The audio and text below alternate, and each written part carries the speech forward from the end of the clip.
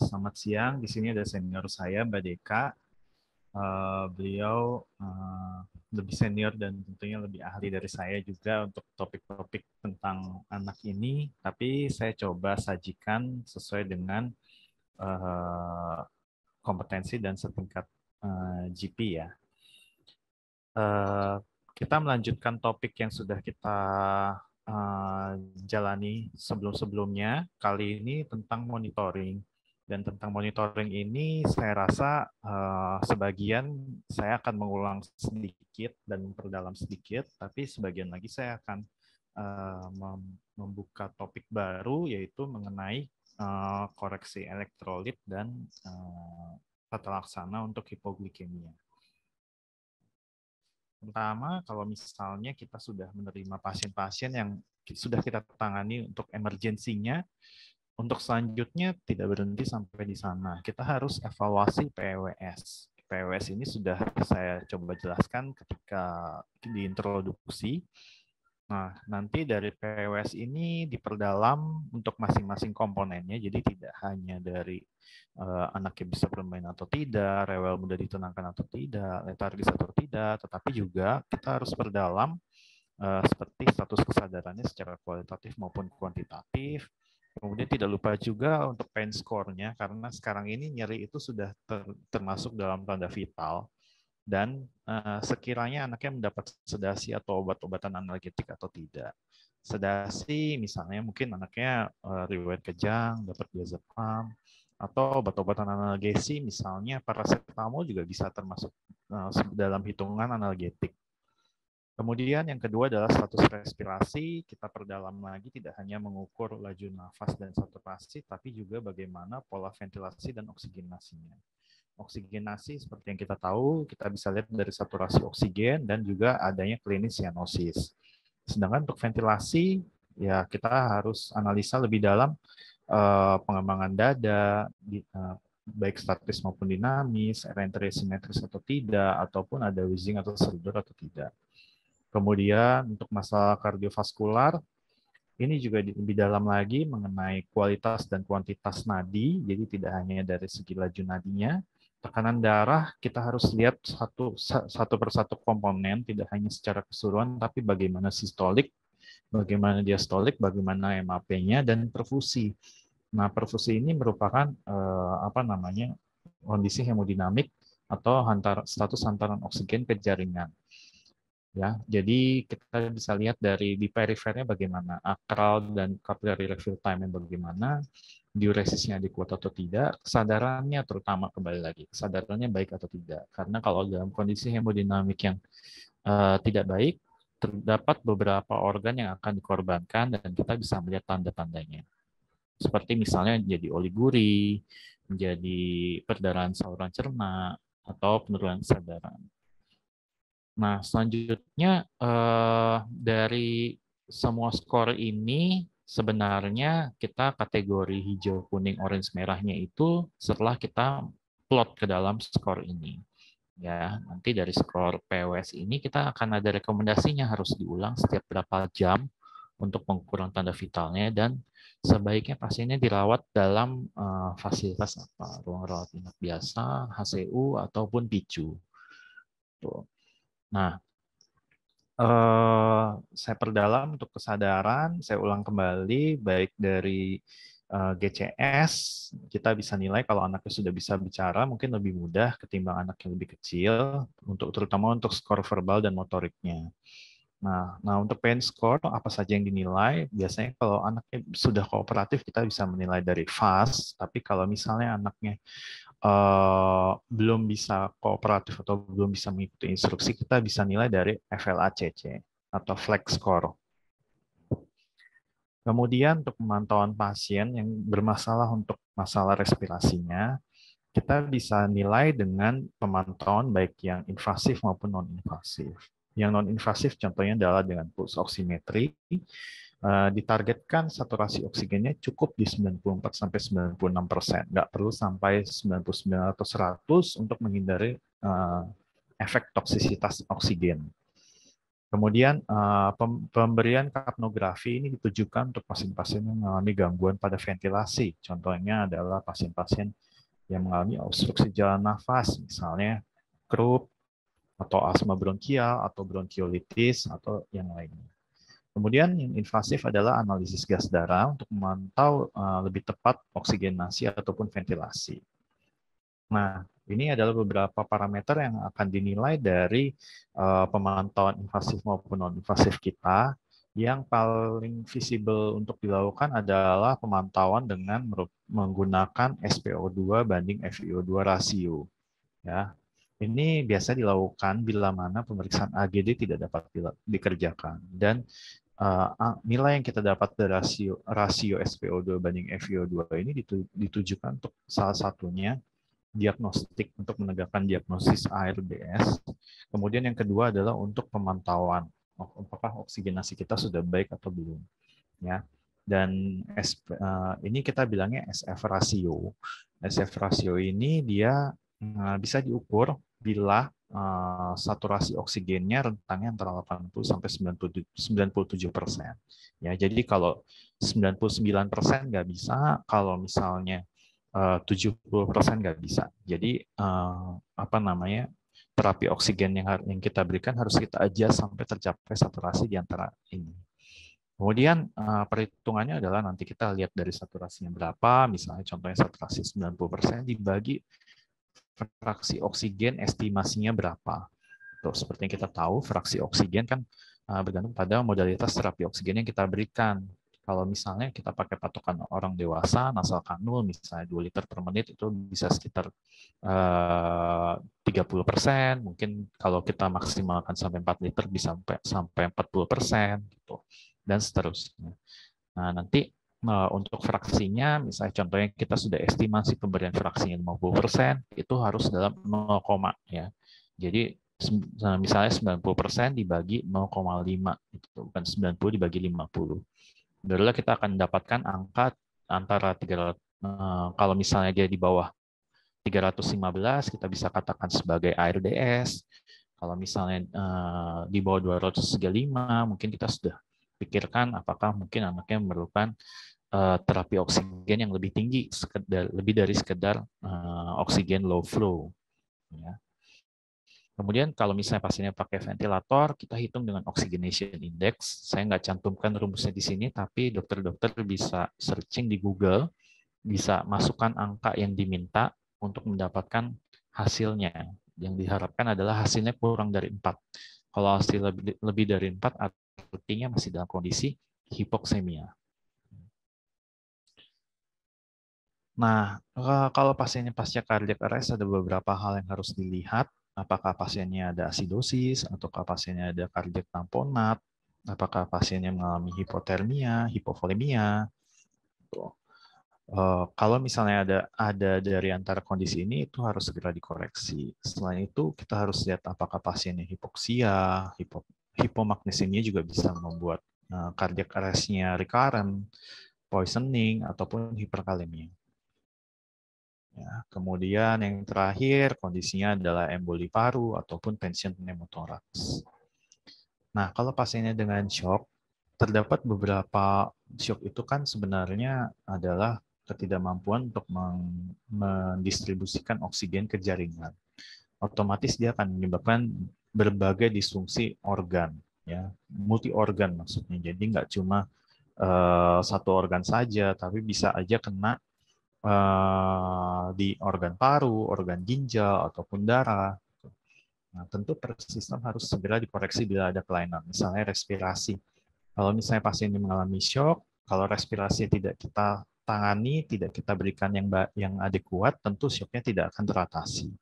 Kemudian ginjal ini seringkali menjadi akibat dari shock, atau misalnya menjadi kerusakan yang ditimbulkan akibat shock. Ya, tentu kalau misalnya ada gagal ginjal, kita harus atasi kondisi-kondisi terkait dengan gagal ginjal, misalnya edema atau hipervolemia, kemudian hiperkalemia atau gangguan elektrolit, ataupun asidosis. Gangguan hematologi juga bisa muncul terkait dengan shock, yaitu DIC. Ya, kita harus tangani kalau misalnya ada perdarahan. GI tract juga ini salah satu organ yang yang paling sering terkena imbasnya kalau misalnya pasiennya mengalami shock. Yang lebih sering gejalanya adalah berupa perdarahan saluran cerna. Nah, kalau terjadi perdarahan saluran cerna tentu harus dipasang NGT, dilakukan bilas lambung, dan diberikan PPI atau alternatifnya adalah H2 reseptor antagonis. Ya. Nah, yang berikutnya saya mau bahas mengenai gangguan metabolik. Yang pertama adalah gangguan pada natrium. Gangguan pada natrium yang paling sering kita temui adalah hiponatremia. Hiponatremia didefinisikan sebagai natrium serum kurang dari 135 mili dan dikategorikan berat bila kadarnya di bawah 120 atau dia menimbulkan gejala. Gejalanya apa? Gejalanya paling sering adalah gangguan neurologis, entah dia penurunan kesadaran ataupun kejang. Dan ciri khasnya kalau pasien dengan kejang akibat hiponatremi biasanya dia tidak responsif dengan pengobatan anti kejang. Sebelum kita melakukan koreksi hiponatremi, kita harus tentukan dulu status volumenya, karena bisa saja sebenarnya yang terjadi itu adalah kondisi natriumnya rendah akibat natriumnya banyak dibuang oleh ginjal, misalnya seperti itu, atau kondisi natriumnya rendah karena dia overload cairan, jadi natriumnya terdilusi di dalam plasma darahnya. Atau yang paling simpel ya natriumnya banyak terbuang akibat diare misalnya. Ya. Nah, kalau misalnya kondisinya sudah terpenuhi, biasanya kita akan lakukan koreksi natrium kalau misalnya didapatkan kondisi status hidrasi pasien itu adalah hiponatremi hipovolemia. Jadi memang kondisi natriumnya rendah akibat dia natriumnya termasuk dalam cairan atau elektrolit yang terbuang, misalnya diare atau muntah gitu. Nah, kalau misalnya dia terjadi seperti itu, kita ada dua cara koreksi cepatnya. Bisa kita lakukan dengan perhitungan rumus delta natrium atau alternatifnya adalah kita lakukan bolus natrium sebanyak 4-6 mili per kilogram berat badan. Terutama ini kalau misalnya pasiennya hiponatremia bergejala gitu. Nah, dia diberikan bolus dengan NaCl 3%, karena pemberiannya dengan NaCl 3% diharapkan pemberiannya dengan akses sentral. Ya, kalau pakai akses perifer kita nggak bisa koreksi cepat karena terbatas oleh kapasitas osmolaritas dalam pembuluh darah perifer yang terbatas. Ya. Nah, kalau misalnya pakai NaCl 3%, kita bolus 4-6 ml per kilogram, atau sumber lain menyatakan 1-2 ml per kilogram. Yang mana-mana aja boleh. Pokoknya kita tahu dasarnya adalah setiap mili per kilogram berat badan NaCl, dia bisa meningkatkan sebanyak 1 mg per liter natrium darah. Ya, dengan batasnya itu maksimal toleransinya dalam sehari cuma boleh naiknya itu sampai 12 mg per liter. Ya. Nah, kapan kita menghentikan bolusnya? Kalau misalnya di tengah-tengah bolus kejangnya udah berhenti, ya bolusnya kita bisa stop gitu, nggak perlu kita lanjutkan lagi. Nah, baru misalnya kita estimasi dia udah masuknya berapa mili per kilo, itu sama dengan sudah hitungan kenaikan natriumnya berapa mg.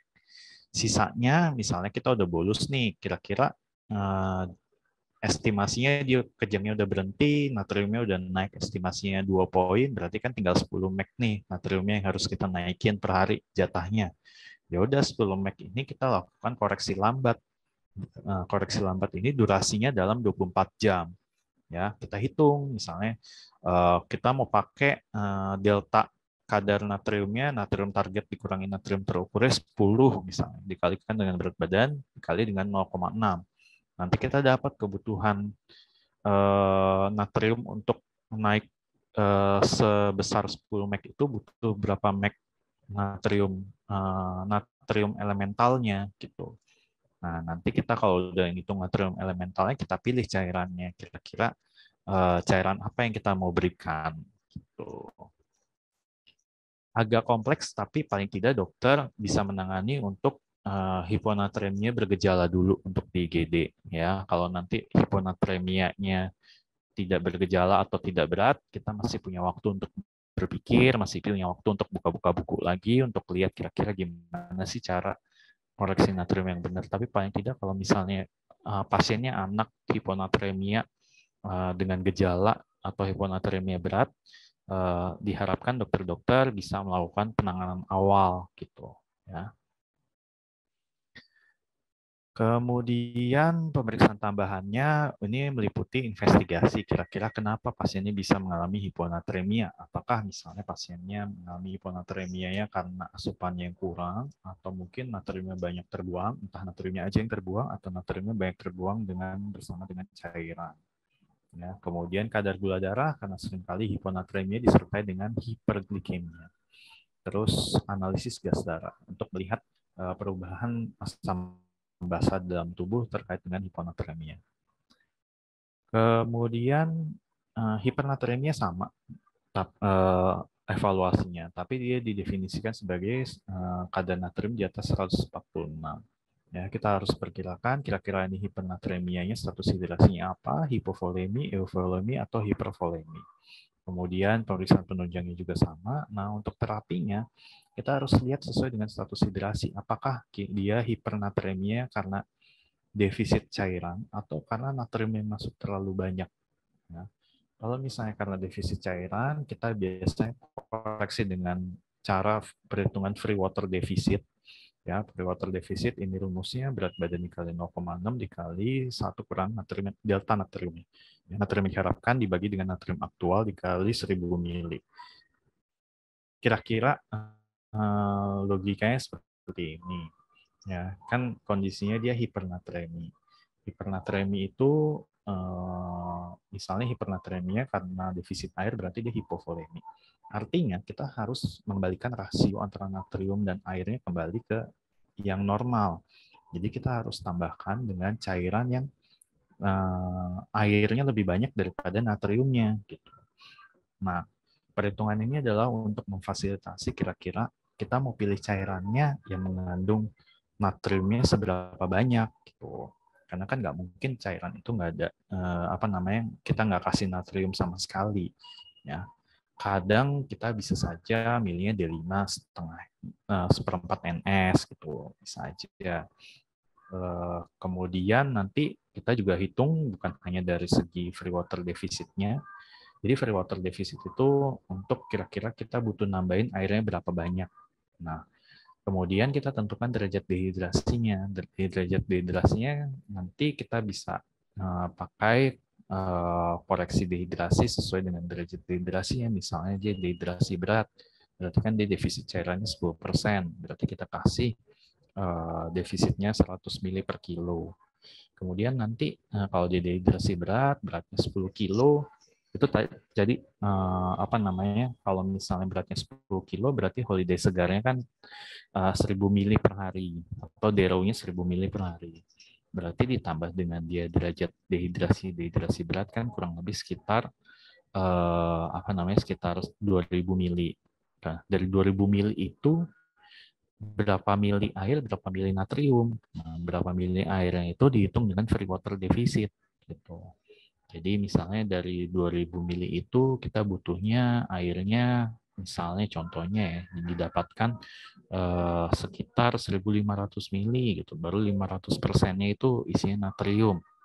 Nah, kurang lebih logikanya seperti itu. Gitu. Nah, kalau misalnya karena natriumnya terlalu banyak yang masuk, tata laksananya hanya pemberian hanya restriksi cairan, batasi natrium yang masuk, dan pertimbangkan cairan yang lebih hipotonik, artinya yang kadar natriumnya lebih rendah. Nah, seperti halnya hipernatremi juga nggak boleh diturunkan terlalu cepat. Batasnya juga 12 mg per liter per hari. Kemudian masalah pada kalium. Masalah pada kalium juga hipokalemi dan hiperkalemi. Kalau pada hipokalemi dikatakan sebagai kalium darah kurang dari 3,5, kita kategorikan sebagai ringan sedang berat. Ini implikasinya nanti ke seberapa banyak kalium yang harus kita berikan. Biasanya kalau pasien dengan hipokalemi kita harus lakukan EKG untuk menemukan kira-kira ada tanda-tanda ada kelainan pada konduksi jantung apa enggak terkait dengan hipokalemi, karena yang fatal itu bisa menyebabkan disritmia atau sampai asistol. Ya. Nah, di sini EKG yang dicari adalah gelombang U dan disritmia ventricle. Kemudian terapi asimptomatik, maaf ini asimptomatik ya. Kalau misalnya asimptomatik kita bisa berikan KCl oral 1-3 mg per kilo per hari. Kalau misalnya dia ada simptomatik, kita lihat dulu kadar kaliumnya berapa. Kalau kaliumnya 3 sampai 3,5, kita berikan kalium infus atau KCl itu 0,25 mg per kilo dalam 1 jam. Kalau 2,5 sampai 3, 0,5 mg per kilo dalam 2 jam. Kalau misalnya di bawah 2,5, 0,75 mg per kilo dalam 3 jam. Atau lebih sederhananya sebenarnya kita lihat, intinya kita mau ngasih kalium itu koreksi 0,25 mg per kilo per jam.